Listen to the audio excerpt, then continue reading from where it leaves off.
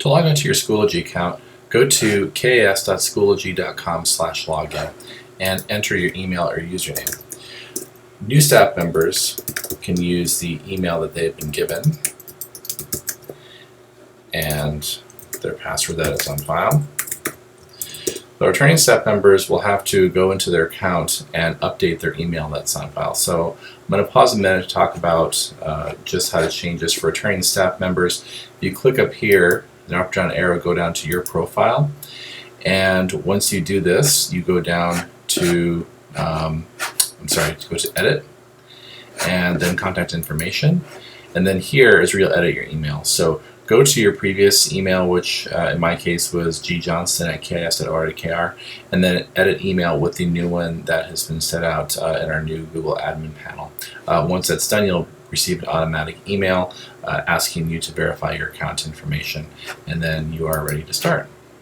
Now that we've signed into our Schoology account, we can have a quick overview to the orientation of the site.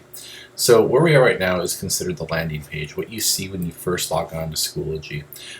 For returning users, you'll notice this looks a little bit different. The left side navigation bar is gone and is now migrated up to the menu bar up here. We see the drop down list of tools, and we also see some features over here at the App Center and also the calendar. You also notice that there's this new tab up here for Course Dashboard, in which if you click, will give you a drop-down list of all the classes that you're teaching, but you can also access this by the course icon up here. At any time, if you're looking around in Schoology and you want to navigate back to the landing page, simply click on the icon, and this brings you back to your feed. On the right side, you'll see there's upcoming calendar events of things you need to do, and you'll see here kind of a Facebook-like running record of announcements of the division or classes that you are subscribed to teach. In this next part, I'm going to show you how to post an update to a course that you're teaching or a division in which you work. There's a couple of different places you can post updates to, and I want to be very clear about what an update is. An update is an announcement that is not assessed and is also not necessarily time-bound. So for example, if you want to put an update to the middle school or say a course, you can click over here, right here from the landing page, you click update, and you can post a message here. A great example of an update you could probably put for all your classes is a little bit about yourself. So once you write this, maybe you want to give your bio, a little bit about where you've worked, and then when you post, you can write the name of the classes that you teach. And then from here, we see that I can post this to multiple blocks. I can also post this to an entire division. So here, if I click here, Career International School, Middle School, this would get emailed to the entire middle school. I wouldn't want to do this, but we see here that some other people, for example, Mr. Jacobson has given an announcement regarding facilities in the middle and high school. So he wanted students to know about that. If you're a counselor, you also might want to make some announcements to your entire division about, for example, club signups or any special activities. So this is one place you can post updates. Another place you can also post update is from your course dashboard, either here or from up here. So once I go to one of my classes, I'll just click the same one, English 9, and I'm just going to go to update, and I will just click up here and just copy and paste that same message in. Even though I pasted in English 9, I can also copy this to courses, for example, my D block class and other courses that I want as well. All students will get an email that are enrolled in my class, and that is what an update is. In this next example, I'm going to show you how to post an event to your course. An event is something that is not necessarily graded, but is an announcement that has some sort of time-boundness to it.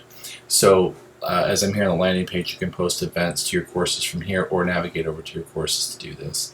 So a good example of an event, I'll just click right here, might be like a field trip permission slip, which may not be graded per se, but you want students to have it in by a certain time. So if I do this, I want my students to have this by August 10th. They'll see over here on their calendar the need to bring this in. Like what you see right here, then you can post to the courses, that you teach. I don't know why my English students are going to a science museum, but I think you get the idea. And then when you create that, that'll get sent to all the students in those classes. Like the previous example, you can also go to your course tab, and you can I'm just going to go to this course right here and go to add event. We see over here the calendar event for this specific course, and I'll just paste my text in, say a filter permission slip, that this is going to be due on August 10th. And with that, I can also copy this to other courses as well that I teach, and from there, that will get sent to all students. So this is an event, so it's time-bound, not assessed, but you want students to have something in by a certain time. In this last example, I'm going to show you how to post an assignment to your courses. And assignments are just like they sound. They are graded or assessed work, might be formative or summative, but it is tied to a specific due date, but it's not necessarily an event. So if you, like before, updates and events, you can post an assignment up here. And when I go to assignment, I'm just going to give it a title. In this case, I'm just going to give a title of homework, and I'm going to say this is chapter 3. And I also might want to put in what my time estimate is. This is good for reference also, just to see how students are managing their time.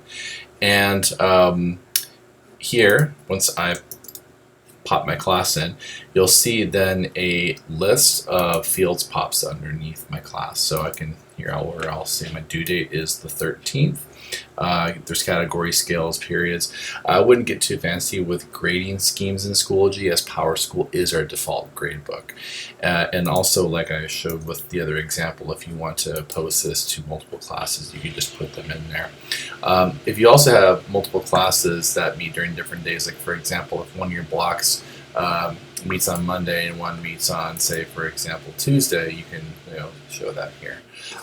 Like the other examples I've shown in updates and also on events, you can just navigate over to your course and go to add materials and drop down to assignment. And then from assignment, you can post this information in as well. So I hope that this was a good basic overview to some of the basic features of Schoology to all new staff. I look forward to meeting you in the next few weeks just to go over a couple of advanced features, but this should hopefully be enough to get you and your class up and running for the first few weeks of school. So come and stop by the Fishbowl anytime if you have any questions, and I hope this was helpful.